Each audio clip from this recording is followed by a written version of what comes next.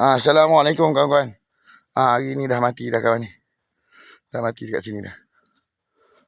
Dia tak boleh buat apa ni. Dia ni kalau tak silap aku kecederaan dia ni. Dia ni kena tanduk dengan ibu. Terpelanting kot dia. Lepas tu hajar Tok Lebat ni, IPKKL ni. Dia tak panjang kau tahu.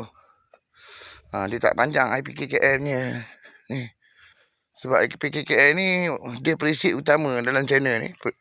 Dalam sikun ni, IPKKL ni adalah watak utama. Generasi lapis baru ni, generasi baru ni. Untuk risik operasi punya. Kan?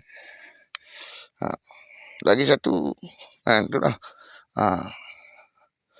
Dia keletihan tu. 2-3 hari ni asyik dia kejar dengan tadi komandan tadi. Macam pagi tadi. Komandan pagi tadi tu, dia penampakan dia begitu menteriakan. Dia pakai baju kita, seluar bajukan baju kita dengan motor kita sekali. Kena curi. Complete set, satu set semua. Anak bini kita mungkin dia tolik juga masa tu. Kan? Kita nak minta netizen Jabatan Netizen untuk keluarkan satu kenyataan yang mana yang nampak, lokasi dekat mana-mana nampak, tolong bagi statement, tolong buat video.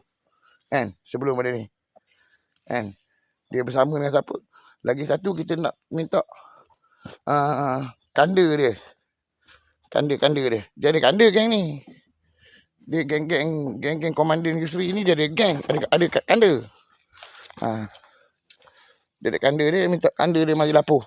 Berapa banyak dia dah jual lembu aku. Okay? Alright? Sempat dekat situ Okay, alright. Terima kasih. Kita jumpa lagi. Hari ni 29.